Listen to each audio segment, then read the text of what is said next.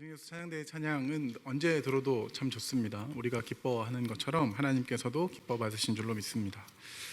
네, 예배 중에 마스크를 착용하셔도 괜찮습니다. 편하게 사용하시고요. 전혀 무리 없습니다. 우리 사랑하는 규태 형제가 아까 설교를 다 했죠? 더 이상 아무 말을 안 해도 될 정도로. 제가 이런 얘기를 왜 하죠? 규태 형제가 결혼한다 는 무슨 말이죠? 하나님은 그 말이죠. 그런 말이에요. 어마어마한 일이 벌어졌습니다. 아주 훌륭한 구원자가 나타났죠. 우리 규태. 오늘 구원자 찬양 했는데 하나님이 또 우리 규태 형제를 구원하시고 감사합니다. 제가 규태 형제하고 좀 친해서 그냥 하는 말일 수도 있어요. 여러분하고 많이 친해지면 설교 때 이렇게 자기 이름을 이렇게 부를지도 모르죠. 거리를 유지하십시오. 네. 2월 셋째 주일입니다. 오늘 광고에서 여러분 보신 것처럼 대학 청년부 수련회가 이제 연합으로 진행되게 되었습니다. 그리고 장소는 이 교회 본당과 부속 건물들을 사용해서 우리가 함께 모이고자 합니다. 원래 저희 공동체는 수련회, 겨울 수련회는 이제 야곱 바울, 그러니까 야곱 대학부고 바울이 이제 청년부인데 대학부와 청년부가 따로 했었어요. 그리고 해울동산이라고 저희 교회에 수련원이 있는데 거기에서 이제 했었는데 올해는 그 코로나 바이러스의 영향으로 함께 모이게 되었습니다. 지난주 열심히 우리가 기도하고 모여서 회의한 결과 수련회를 안 모이는 것보단 모이는 것으로 하되 그 코로나를 최대한 예방하는 방향으로 하기로 해서 이렇게 결정을 했으니까 우리 청년 공동체 한 사람 한 사람 다 시간을 내셔서 참여하시면 좋겠습니다. 아시겠죠? 대답하면 오라 그럴 거면 안 하는 거죠? 네, 오십시오. 네. 맛있는 밥을 드릴 수 있어요. 오. 네. 그리고 저희 공동체는 이제 3월 개편을 앞두고 있습니다. 새로운 목장 편성이 기대되십니까? 아니죠. 자, 계속 대답을 강요하는 것 같긴 한데. 네, 나의 목장의 목자가 누구일지, 본목자가 누구일지 설렘 가운데 계십니까? 네, 제가 어저께 우리 리더십 모임에서 제가 폭탄을 하나 던졌어요. 뭐라고 이야기를 했냐면, 지금 뭉성뭉성하죠? 폭탄 대박이었다, 이런 생각이 나시죠? 3월부터는 목장 모임 없는 교회가 되면 어떻겠냐? 4시부터 아무것도 안 하는 거죠. 저 여러분 집에 가시면 됩니다. 딱. 좋습니까? 규태 형제만 심각해지는데요? 다른 사람은 좋겠는데 이런 느낌인데 제가 이런 얘기를 한 이유는 목자 수급이 어렵기 때문이죠. 목자들이 다 많다면 늘 강건하고 너무 좋은 모임인데 목자 컨택이 참 어렵다 보니 저는 이 시기 때마다 충격을 받아요. 이제 목자 컨택이 5번째거든요. 여러분은 이 말에 충격 받으셨겠지만 저는 목자 컨택 시기 때마다 충격을 받습니다. 목자 지원자가 몇 명이게요? 여러분이 생각하는 그만큼이에요. 손으로 셀 수 있습니다. 자신이 자격이 안 된다라고 생각하는 것보단 우리가 공사 다 망하죠. 할 일이 너무 많죠. 자격은 하나님께서 주시는 것이니 여러분 지원하시고 목자를 하고 마을 리더십을 해야 정말 여러분이 이 교회를 떠날 때 우리 규태 형제처럼 결혼을 해서 떠나든 유학으로 떠나든 어떤 모습으로 떠나든 그때 저렇게 울 수 있습니다. 우는 게 나쁜 게 아니잖아요, 그죠? 저도 잘 울어요. 저도 2007을 떠날 때 울 거예요. 자, 어쨌든 여러분 리더십을 하셔야 이 공동체가 좋다라고 말할 수 있다니까요. 리더십을 안 하는데 이 교회가 나쁘다고 말하는 거는 좀 그렇죠. 하시고 나쁘다고 말하라는 말입니다. 자, 목자해 주세요. 제발. 제가 여기 적어놨어요. 목자해 주세요, 제발. 부목자만 들어오지 마시고. 부목자는 쉬워 보이죠? 부목자 해보면 부목자 쉽지 않습니다. 차라리 목자를 할 거라는 생각이 들어요.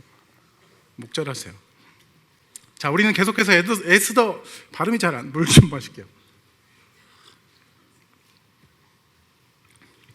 저희는 계속해서 에스더서를 함께 나누고 있습니다. 에스더서의 지금까지 7장인데요. 이야기를 좀 살펴볼까요? 자, 에스더서의 배경은 네, 여태까지 설교를 한 번도 안 들으셨던 분, 뭐 중간중간 들어서 잘 모르셨던 분들은 지금 잘 기울이시면 쭉 흘러가는 스토리를 들으실 수 있습니다. 네, 배경은 페르시아, 네, 성경엔 바사라고 기록된 아하수에로 왕 때에 있었던 일을 말합니다. 네, 포로로 잡혀온 이스라엘 사람들이 페르시아에 살고 있었죠. 네, 이 책의 주요 등장인물은 아하수에로라는 왕, 그리고 모르드게라는 이제 충신, 그리고 에스더, 왕후가 된 에스더, 그리고 총리 하만입니다. 네. 1장에서는 기존의 왕후 와스디라는 사람이 폐위돼요. 네, 여기서 이제 사건이 시작되는데, 아하수에로 왕이 자신의 나라의 부함과 자신의 위엄을 나타내고자 180일 동안 큰 잔치를 베풀었고, 또 7일 잔치를 또 베풀면서 그때 이제 주웅이 일어 이제 술 마시고 이제 취기가 올라온 거죠. 네, 왕비의 아름다움을 보고자 사람들 앞에 나오라라고 했는데 왕비가 안 나옵니다. 그래서 아하수에로 왕은 그 지혜로운 사람들의 의견을 들어 와스디를 폐위하죠. 2장에서는 그 나라 페르시아에 하고 있던 유다인 모르드게가 등장합니다. 그 모르드게에게는 조카가 있었어요. 그 조카의 이름이 우리가 잘 아는 에스더입니다. 이 모르드게는 에스더를 딸처럼 양육했죠. 그런 그녀 에스더가 과정을 통해서 왕후가 됩니다. 이 장에서는 한 가지 사건을 더 기록하고 있는데, 그 사건은 이 충신이었던 모르드게 때문에 왕이 암살 위기에서 구원을 받아요. 그러니까 살게 됩니다. 그것을 이제 모르드게가 이제 에스더한테 이야기하고, 에스더가 이제 이렇게 이야기를 해가지고 그 왕이 건져냄을 받죠. 3장에서 이제 이 아각 사람 하만이라는 사람이 등장합니다. 왕의 명령으로 이 아각 사람 하만은 가장 높여지죠. 왕처럼 높아집니다. 하만에게 모든 자가 무릎 꿇어 절하고 있었는데 모르드게는 그에게 꿇어 절하는 것을 거부합니다. 모르드게가 자기한테 절하지 않는 것에 크게 노했던 하만은 모든 유대인들을 죽이겠다는 계략을 세우죠. 그리고 아하수에로 왕에게 가서 뭐 돈을 주는 장면도 있는데 아하수에로 왕이 이렇게 밀어내요. 뭐 하여튼 그런데 결국 그 왕에게 허락을 받죠. 12월 13일에 모든 유대인을 죽이고 재산을 탈취하라는 왕의 조서가 전국적으로 전달되었고, 결국 그러니까 이 조서로 말미암아 12월 13일에 모든 유대인은 죽게 된다. 네, 유대인들은 큰 공경에 빠지게 되었습니다. 이 일로 인해 모르드게는 굵은 베옷을 입고 죄를 뒤집어 쓰고 이제 통곡합니다. 계속 울어요. 엎드려 있는 이제 삼촌을 에스더가 이제 보고 무슨 일인지 묻습니다. 모르드게는 상황을 설명한 뒤에 에스더에게 왕인 아하수에로에게 나가서 간절히 구할 것을 권합니다. 모르드게는 왕에게 간절히 구하라고 이야기하죠. 그랬더니 에스더가 처음엔 이래요. 나는 왕한테 나가면 죽어요. 이렇게 처음에 이야기하죠. 그러니까 이제 모르드게가 굉장히 유명한 말입니다. 에스더 4장 중반에 14, 15, 16 요쯤에 있는 말인데, 내가 잠잠하여 말이 없으면 유대인은 다른 데로 말미암아 구원을 얻게 되지만 너와 너의 아비 집은 망할 것이다. 그러면서 그 다음 단어, 그 문장이 정말 명문이죠. 내가 왕후가 된 것은 이때를 위함이 아닌지 누가 알겠느냐라고, 막 부정어가 막 섞여 있어 어렵죠. 네가 왕후가 된 것은 이때를 위함이다 이거예요. 이때를 위함이다 이렇게 이야기를 하죠. 에스더는 결심합니다. 그리고 자기 그 모르드게한테도 이야기하고 모든 유대인들에게 이제 권면하죠. 나를 위해서 3일 동안 금식하며 기도해 주십시오라고 하죠. 자, 5장의 시작은 이제 제3일에 금식 기간이 끝난 거죠. 금식을 한 다음에 에스더는 아하수에로 왕에게 나아갑니다. 에스더를 사랑스럽게 여긴 아하수에로 왕은 그녀의 소원이 무엇인지 물어요. 그러자 에스더는 왕을 위하여 잔치를 베풀 테니 그 하만과 함께 와달라고 요청을 합니다. 잔치에 참석해서 왕이 또 묻습니다. 그대의 소원이 무엇이냐라고 했더니 에스더가 또 같은 말을 반복해요. 잔치를 또 열 테니까 그때 또 와주세요. 하만과 함께 또 와주세요. 그때 내가 말씀드리겠습니다 라는 이야기를 하죠. 이때 함께 왕후의 잔치상에 참여할 수 있게 된 하만은 자신이 홀로 초대된 것을 심히 기뻐합니다. 이제 그러면서 이제 돌아가는 길에 모르드게를 보죠.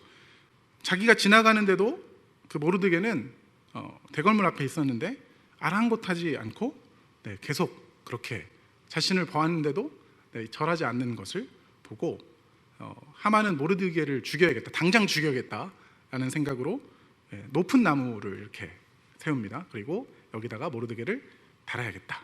여기까지가 5장까지의 내용입니다. 6장은 이렇게 시작합니다. 그날 밤에 이렇게 시작하는데 아하수에로 왕이 그날 밤에 잠이 안 와요. 자고 싶은데 잠이 안 와요. 그래서 뭘 하냐면 그는 역대일기를 가져다 읽습니다. 이 역대일기라는 게 약간 실록 같은 건데 그걸 그냥 읽을 수 있었나 봐요. 우리는 실록을 쓰면 왕이 못 건드렸잖아요. 그런 게 아니라 실록을 그러니까 어떤 이야기를 적어놓으면 가져와 무슨 일이 있었지 하고 볼 수 있었나 봅니다.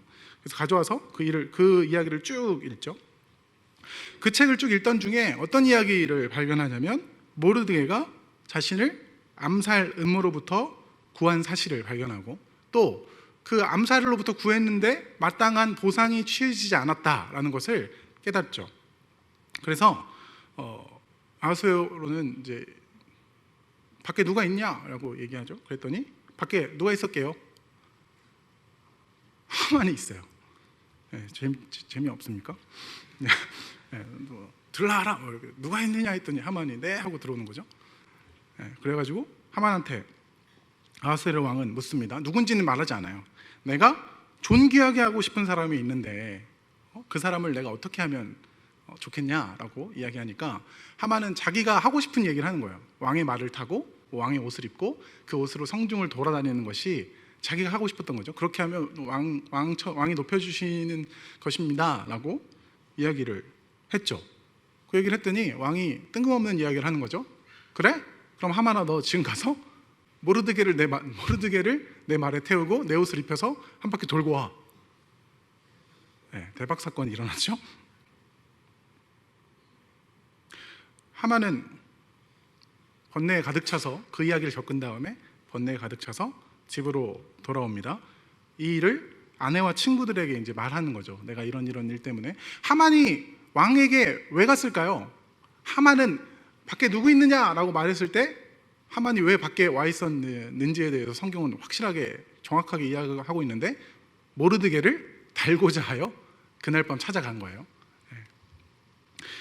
이 일을 하만이 집에 돌아와서 이제 또 가족들하고 이야기합니다. 아 대박 망했어. 모르드게가 내가 하고 싶었는데 모르드게가 그 말을 탔어. 뭐 이런 얘기를 이런 식으로는 안 했겠지만 하죠. 이 일을 아내와 친구들에게 말하고 있는데 왕의 내시가 옵니다. 그러더니 하만을 데리고 다음 에스더의 잔치에 또 데려가는 것까지가 6장이에요. 자, 오늘 우리 몇 장 읽었죠? 7장. 이제 우리 오늘 본문을 같이 보면 됩니다. 자, 오늘 이야기는 에스더 이야기의 절정입니다. 에스더 이야기의 절정인데 제가 늘 클라이막스라고 알고 있던 단어를 찾아보니 클라이맥스가 맞다고 네이버가 저를 한 대 때리더라고요. 클라이맥스가 맞다. 여러분 우쿨렐라가 맞을까요? 우쿨렐레가 맞을까요?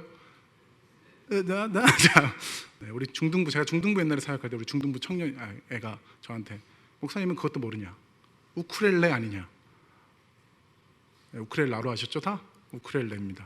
저만 진짜 어쨌든 클라이맥스로 갑니다. 절정 최고죠. 자. 작품이 그러니까 클라이맥스라는 말 자체가 작품이 지니는 특유의 분위기에서 가장 생기는 긴장감의 최정점에 달했을 때 그 점으로부터 해결이나 붕괴를 향하는 분기점을 가리킬 때 이제 클라이맥스라고 하는데 오늘 실장이 그런 장면이죠. 오늘 우리가 같이 공부할 교재에 보면 이 오늘의 분위기를 이제 영화 감독이 돼서 뭐 장면을 꾸며보라라는 되게 뜬금없고 재미없는 질문이 있어요. 그러나 저도 안 하면 여러분도 안 할 것 같아서 제가 해봤어요. 자, 왕은 어떤 마음으로 잔치에 참여했을까? 뭐 추측이 되죠. 에스더가 잔치를 베풀었으니까 기쁜 마음으로 참여했겠죠. 왕의 마음은 어디에 있었을까라고 했을 때 제 생각엔 에스더가 뭘 원할까? 에스더가 원하는 걸 무엇이지? 그걸 어떻게 들어줄까? 뭐 이런 생각을 하지 않았을까? 이건 다 추측입니다. 그냥 아닐 수도 있어요. 여러분도 오늘 목장 모임에서 목사님이 아까 그렇게 얘기했는데 아닌 것 같아 하십시오. 그렇게 아닌 것 같아. 자, 두 번째. 자, 에스더는 잔치를 베풉니다. 저는 에스더의 마음이 제일 조마조마했을 것 같은데요. 에스더는 되게 두근두근한 마음으로 있었을 것 같아요. 언제 어떤 타이밍에 이 말을 하면 되지? 여러분 그렇잖아요. 직장 상사에게 휴가를 얘기할 때, 아니면 뭐 교수님에게 수련회 가고 싶은데 가도 될까요를 부를 때 도대체 어떤 타이밍에 이야기해야 되지? 다들 그 생각 자체가 없나요? 자, 뭐 그런 거 고민하잖아요. 언제 얘기해야 되지? 뭐 이런 거. 지금 이 에스더는 그런 생각을 계속 하고 있지 않았을까? 타이밍을 엿보고 언제 이야기해야 좋을까? 그런 생각을 그러면서 계속 기도하는 마음으로 두려움과 기대를 품고 그 자리 가운데 있었을 것 같다고 뭐 예상됩니다. 하만은 무슨 생각했을지 제가 생각해 보니까 하만은 계속 모르드게 생각했을 것 같아요. 망했다, 어쩌지? 걔를 어떻게 죽이지? 아직도 뭐 이런 생각들과 걔가 그 전에 이제 자기 아내가 이런 말 하거든요. 너는 이제 하만 때문에 망할 것이다. 아내가 이런 말을 해요. 아내가 그런 말을 합니다. 바로 직전에 우리는이 아니야. 너는 이제부터 하만에게 이제 전세가 역전돼서 그를 이기지 못하고 분명히 그 앞에 엎드러질 것이다. 이 아내가 하는 말입니다. 하여튼 그런 말 듣고 계속 되뇌이고 있지 않았을까라는 생각을 해봤습니다. 왕이 이 그대의 소청이 무엇인지에 대해서 몇 번 물었는지 아세요? 3번 물어요. 여기는 지금 여기서 한 번 묻고, 전 잔치에서 한 번 묻고, 처음에 금규를 내밀었을 때 한 번 물어요. 3번. 3번 될 때까지 마음을 녹이는 거죠. 도대체 여러분 기술입니다. 3번째에 대답하세요. 이게 오늘의 교훈이 아니에요. 뭐 알아서 하시고. 이건 오늘의 교훈이에요. 그렇게 하면 안 됩니다. 근데 여기에 보면 나라의 절반이라 할지라도 시행하겠다라는 말이 나와요. 이 표현 어저께도 우리 바울 성경 공부에서 질문한 목자가 있었는데 요거 하나 또 어디서 본 적 있는 것 같죠? 그 세례 요한이 죽을 때 세례 요한이 이제 헤롯에게 죽임을 당하거든요. 근데 헤롯의 마음이 또 기뻤을 때 헤로디아라는 헤롯의 아내인데 하여튼 뭐 누이인지 아내인지 좀 애매한 관계예요. 그런데 그 딸들이 되게 복잡하죠. 어쨌든 세례 요한이 죽을 때 이 말이 똑같이 나와요. 그대의 소원이 무엇이냐? 나라의 절반까지라도 주겠노라. 이 말이 그대로 나옵니다. 이 말이 신하들에게 어떤 중대한 문제에 대해서 약속할 때 흔히 써는 상투적인 말이에요. 그러니까 반드시 내가 무엇을 해줄게 라고 이야기할 때 이렇게 쓰는 거죠. 여러분들도 이제 쓰시면 되죠. 나라의 절반이라도 줄게. 그죠? 근데 상대방이 알죠? 넌 나라가 없잖아. 뭐 이렇게 얘기할 텐데. 결정적인 약속을 할 때 일반적으로 사용했던 정중한 관용적 표현으로 이해하시면 됩니다. 신중하게 말을 꺼내놓으려는 왕후에게 요청을 들어주겠다는 의지를 볼 수 있는 표현이다라고 주석에 적혀 있었습니다. 자, 그러니까 이제 에스더가 대답하죠. 제가 세번역으로 읽어볼게요. 세번역은 왕을 임금님이라고 표현해요. 동화가 아니라 세번역에 진짜 적혀 있어요. 임금님, 내가 임금님께 은혜를 입었고 임금님께서 나를 어여삐 여기시면 나의 목숨을 살려주십시오. 이것이 나의 간청입니다. 나의 결례를 살려주십시오. 이것이 나의 소청입니다. 나와 내 결례가 팔려서 망하게 되었습니다. 살육당하게 되었습니다. 다 죽게 되었습니다. 우리가 남종이나 여종으로 팔려가기만 하여도 내가 이런 말씀을 드리진 않았을 것입니다. 그만한 일로 임금님께 걱정을 끼쳐드리지는 않았을 것입니다. 이게 지금 그 3번을 기다린 왕께 말하는 에스더의 간청이죠. 우리 민족이 내 결례가 망하게 되었다. 이 이야기를 들은 이제 왕은 이렇게 묻죠. 5절에서 감히 그런 일을 하려고 마음먹은 자가 누구입니까? 어디에 누구입니까? 밝혀주세요 라고 이야기하니까 에스더는 바로 대답하죠. 바로 옆에 있던 하만을 이렇게 가르쳤을지 잘 모르겠어요. 근데 좀 극적인 장면에서는 좀 이렇게 하지 않았을까요? 에스더는 대답하죠. 그 대적, 그 원수는 바로 흉악한 하만입니다. 여기가 이제 오늘 이 에스더서의 이제 절정의 부분인데. 에스더의 뜻밖의 말을 들은 하만은 화가 났죠. 그래서 왕궁 안뜰로 나가요. 그러니까 그냥 무언가를 또 하지 않고 안뜰로 그냥 나갑니다. 이 장면이 7절에 나와요. 왕은 놓았는데 이제 나가는 거죠. 분노에 찬 왕의 모습을 확인한 하만이 에스더에게 목숨만 살려달라고 왕후에게 다가가서 생명을 구합니다. 살려주세요 이렇게 하는 거죠. 근데 그 찰나 왕이 이제 들어와요. 아하수에로 왕은 왕후 에스더 가까이 있는 하만의 모습을 보고 왕후를 겁탈하는 것으로 오해합니다. 네.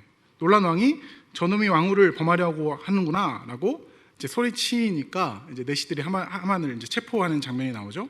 이제 그때 이제 갑자기 1절에 나왔다가 안 나왔던 하르보나라는 사람이 나오더니 하만 집에 모르드게가 매달려고 장대를 세웠는데 세웠다고 합니다. 그러니까 왕이 이제 하만을 거기다 매달아라 라고 하는 장면이 오늘까지의 모든 장면입니다.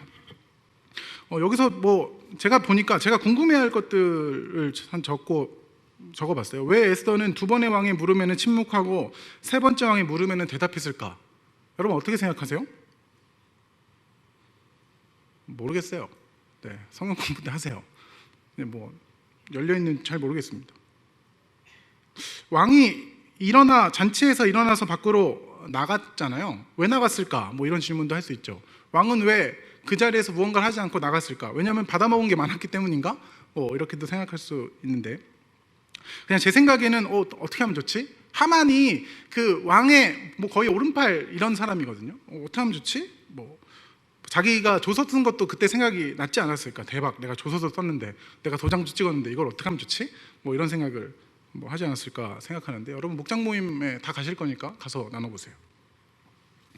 자, 그 다음에 이 하르보나라는 사람이 나와요. 어떻게 하만의 집에 높이 50규빗. 자, 50규빗이라고 하면 뭐 잘 모르겠는데 이게 요 정도를 이제 한 규빗이라고 해요. 요걸 이제 45cm. 그러니까 여기서부터 45cm인데 그걸 50규빗이니까 23m 정도 된다고 제가 계산한 게 아니라 네이버가 알려줬어요. 23m 정도 되는 장대가 하르보나는 하만의 집에 있는지 어떻게 알았을까? 뭐 이런 거. 저만 궁금한 이야기인가요? 뭐 이렇게 됩니다. 그리고 또 하나 질문은 왕은 이전에 에스더가 유대에 있는 것을 알았을까 몰랐을까? 그럼 어떻게 생각하세요? 알았을 것 같아요? 몰랐을 것 같아요? 어떤 주석에는 알았다라고도 적어요. 그래서 어디서 알았지? 약간 저는 잘 모르겠어가지고. 네. 여기까지가 오늘의 본문입니다. 그럼 이제 무엇을 나눌 것인가? 자, 여러분 에스더서는 우리가 계속 보는데 중심 주제가 그거예요. 하나님의 일하심. 에스더에서 나타나는 하나님이라는 호칭 자체가 한 번도 나타나지 않았는데 이것은 의도적이라고 생각하는 겁니다. 하나님은 이름의 그 책 안에 하나님이라는 이름을 적지 않았지만 정말 역사하시는 하나님의 섭리가 있다라는 것이 에스더의 전체적인 주제인데 제가 오늘 여러분하고 나누고 싶은 것은 정말 에스더서 안에는 하나님의 섭리 인도하심을 곳곳에다가 숨겨놔요. 그리고 이런 장면을 되게 자주 씁니다. 그때, 그날에, 때마침. 자, 우연으로 돌릴 수 있는 일, 하찮은 일로 여겨질 수 있는 일들을 통해 하나님이 일하고 계시다는 것을 힌트해요. 다시 한번요. 우연으로, 그러니까 우리가 생각했을 때는 그냥 우연이야 라고 그냥 지나갈 수 있는 일. 그리고 이 일은 아무것도 아닐 거야 라고 생각할 수 있는 어떤 일들. 이거 그냥 하찮게 여기는 여러분의 어떤 일들, 저와 여러분의 어떤 일들을 통해서 하나님이 일하고 있다라고 오늘 성경을 보는 사람들에게 가르쳐주고 있는 거죠. 성경책 안에서 본다면 때마침 왕비가 해임되죠. 그때에 때마침 에스더가 왕후가 됩니다.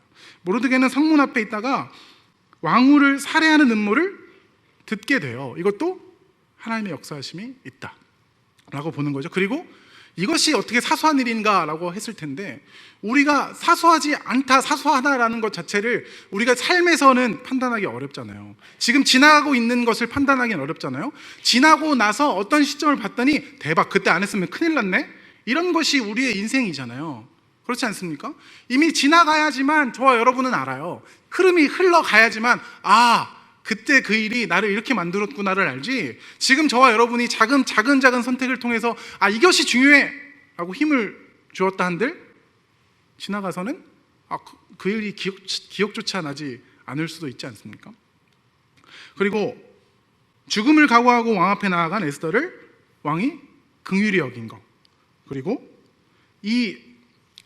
그 아하수에로가 잠이 안 와서 갑자기 또 실록을 보고 그 실록에서 모르드게의 일을 찾아낸 거, 이거 되게 사소한 일일 수 있잖아요.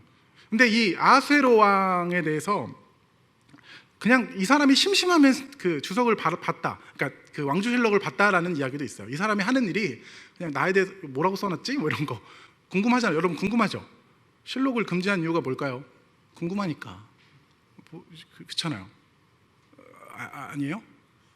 피드백은 되게 궁금하잖아요. 그렇죠? 저도 요즘 댓글 없는 기사는 재미가 없으니까 무슨 생각을 하지? 뭐 이렇게.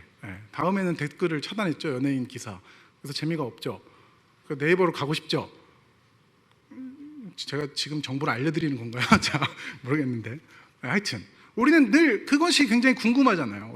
이거 무엇이 적혀있지? 하여튼 이 아하수에로는 그것을 즐겼다라고 합니다. 그리고 아까 전에도 이야기했지만 밖에 누가 있는가? 라고 불렀는데 누가 옵니까? 모르드게가 오죠. 네, 모르드게 여기 있습니다 라고 갑자기 나타나죠.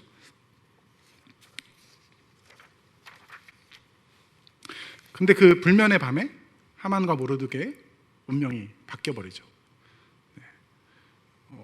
그리고 또 오늘 본문에서 하만이 왕후 에스더에게 살려달라는 장면이지 않습니까? 이 하만은 이 에스더를 강간하고자 하는 마음이 있었을 것에 대해서는 기록하지 않아요. 그러니까 이게 오해로 보는 게 맞죠. 그러니까 하만은 왕후 에스더에게 살려달라고 애원하는 거예요. 그냥 자기가 처지가 딱하니까. 근데 이제 보니까 제가 이제 찾아보니까 이 고대법에는 왕후에게 가까이 가면 안 된대요. 가까이 가면 이제 겁탈하라는 것으로 이제 간주가 되는 거지. 반대로 이 아하수에로 왕께 에스더가 나아간 것도 위협으로 느끼는 시대잖아요. 기억하세요? 왜 에스더가 자기 남편인 왕에게 나아가는 걸 주저합니까?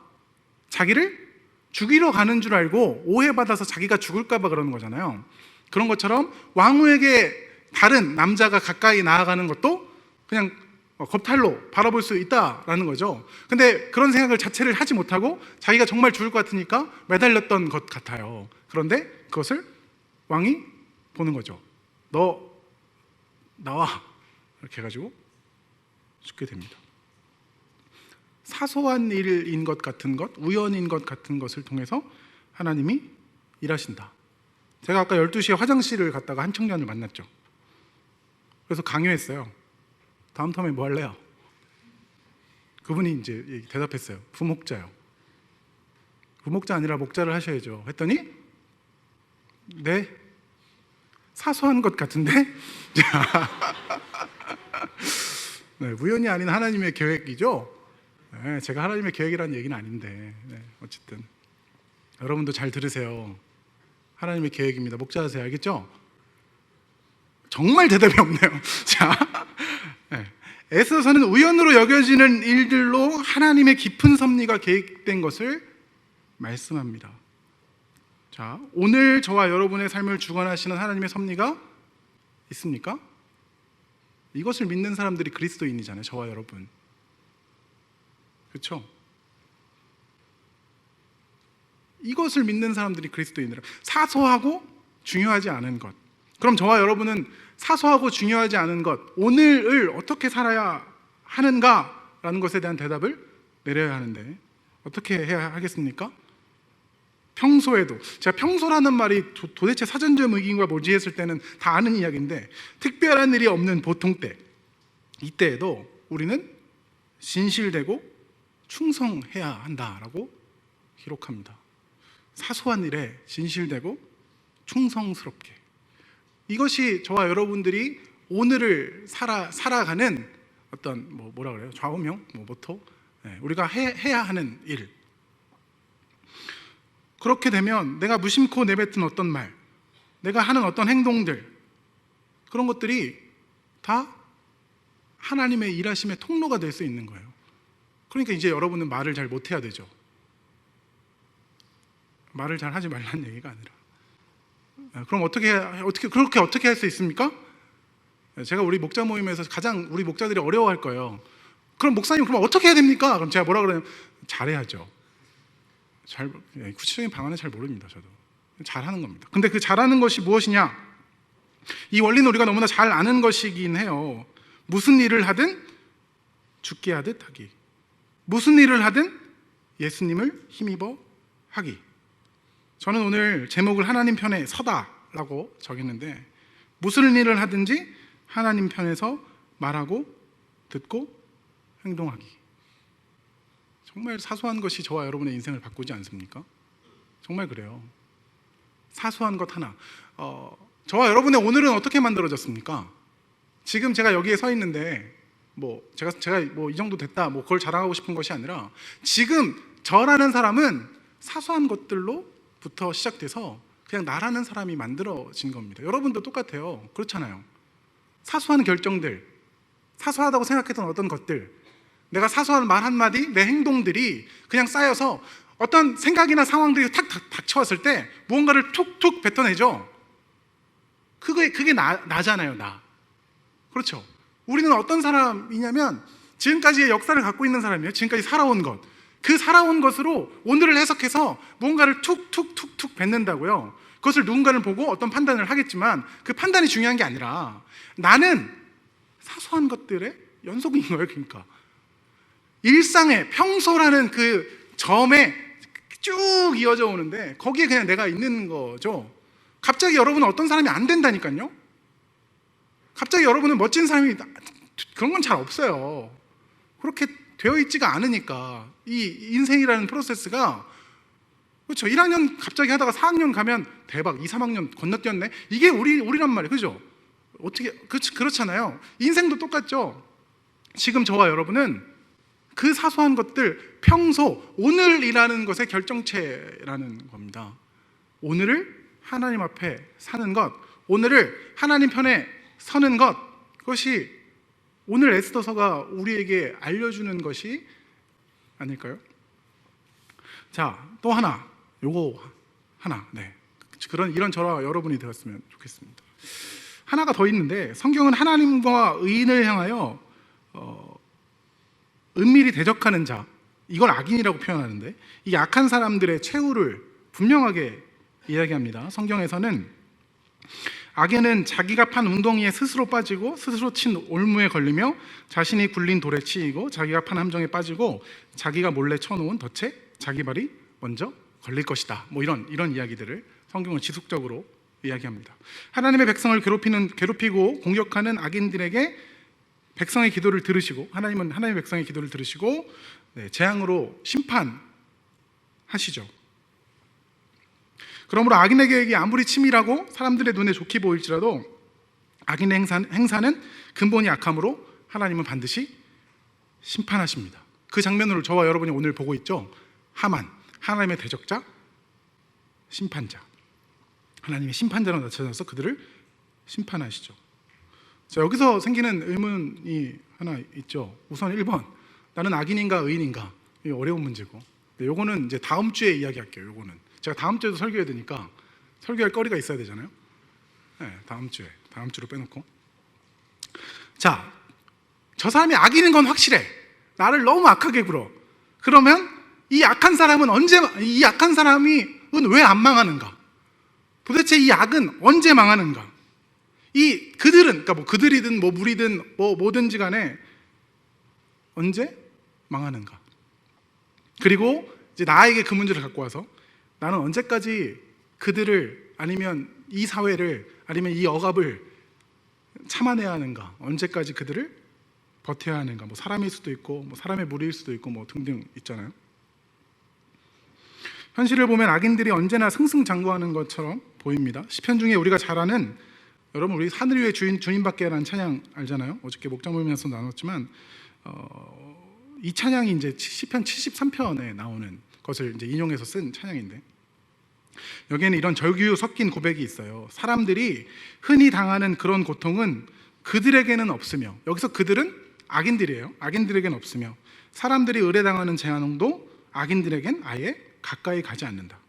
그들은 모두가 악인인데도 신세가 언제나 편하고 재산은 늘어만 가는구나. 이렇다면 깨끗한 마음으로 살아온 것과 내 손으로 죄를 짓지 않고 깨끗하게 살아온 것이 허사라는 말인가? 이 시편의 기자가 이런 절규를 해요. 왜냐하면 나는 하나님의 뜻에 맡겨서 계속 살고 있는데, 그러면 악인들을 망하게 하시는 하나님이 갑자기 나타나서 그들을 죽이고, 오늘 이 에스더의 사건처럼, 이 모르드게의 사건처럼 높여주셔야 되는데, 저와 여러분의 현실 속에서는 이 에스더의 장면이 잘 안 나타난다는 것이 우리의 질문이고 의문이고 문제죠. 하나님을 믿는다고 하는데 그 일이 안 나타나니까. 행여나 어떤 믿음을 가지고 장난치는 사람들은 네가 믿음이 부족해서 그래, 헌금이 부족해서 그래, 헌신이 부족해서 그래 라고 이야기하지만, 저는 그것이 그쪽 방향으로 가면 안 된다라고 생각합니다. 그러면 뭐죠? 어떻게 해야 되죠? 제가 문제제기는 잘 한 것 같은데 답을 잘 못 내리겠는데, 갑자기 너무 집중해서 들으셔가지고 문제제기만 잘 해놓고 끝나는 것은 아닌가. 그런 상황이 있을 것이라고 성경은 분명히 이야기합니다. 어저께도 이야기했지만, 조금 보면 구약은 복을 받으면 하나님의 편에 선 사람인 것처럼 그려요. 구약에서는 그렇게 좀 많이 흘러갑니다. 하나님의 뜻대로 하면 부자가 되고 성공하고 이런 모습들이 나타나는데, 지금 이 시편의 절규는 구약입니까 신약입니까? 시편은 신약인데요 라고 말하면 TTL 그라운드를 들으시든 들으셔야 돼요. TTL 1을 들으시든 훈련학교 할 게 많죠? 어쨌든 이 구약 배경 속에서 살고 있던 사람에게는 더 힘든 거예요. 왜냐하면 자기는 하나님의 뜻대로 살고자 하고 있는데도 불구하고 자기는 정말 굶고 있고 배가 쫄쫄 굶고 있는데, 악인들은 잘 먹고 잘 산단 말이에요. 하나님의 심판이 내가 알고 있는 사관에서는 안 나타나는데, 그럼 하나님은 어디 있습니까? 라는 고백을 할 수밖에 없잖아요. 그렇죠? 그런 지금보다 더 그래. 지금 저와 여러분은 예수 그리스도를 믿는 것은 희생이고 아니에요? 예수 그리스도를 믿는 것 자체가 자기 부인이고 희생이고, 우리는 이쪽으로 접근하고 있는데, 구약에 살던 사람으로 생각해 보세요. 더 꽉 막힌단 말이에요. 이제 그럼에도 불구하고 이 사람이 시편 73편 뒤에는 다른 말을 합니다. 오늘 목장 성경 공부에서 읽어가시면 되고, 결국 제가 여러분에게 하고 싶은 말은 뭐냐면, 성경이 분명히 하는 말을 그냥 그대로 믿고 하나님 편에 서 계시라는 겁니다. 그냥 거기 있는 거예요. 성경은 더 이상 말을 안 합니다. 성경은 분명히 말하는 게 뭐죠? 인생에는 반드시 끝이 있고 악인들의 멸망의 때는 있고 그때는 반드시 온다. 이거 외에는 안 가르쳐 줍니다. 그리고 그때는 더 안 가르쳐 줘요. 그때가 언제인지는 정확하게 아무도 정말 가르쳐 주지 않습니다. 예수님이 그래서 그런 말 하는 거잖아요. 나도 몰라. 예수님이 그러시잖아요. 아버지만 아셔, 나도 몰라. 근데 우리는 그때를 알고 싶잖아요. 그때.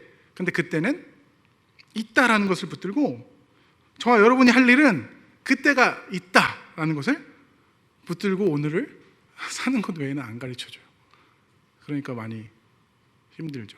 방법이 있으면 좋겠는데 명확하게 가르쳐주지 않는 것 같습니다. 그리고 우리의 신앙의 모범 되시는 예수 그리스도는 그냥 그렇게 맞아 죽으시잖아요. 그렇죠? 예수 그리스도는 그렇게 죽으셔요. 죽고 끝나진 않죠. 부활하시는데. 저와 여러분에게 요구되는 건 무엇입니까?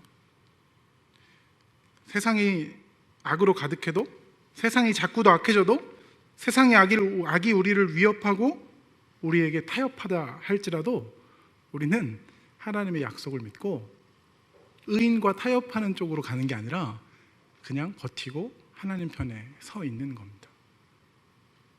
너무 어렵죠.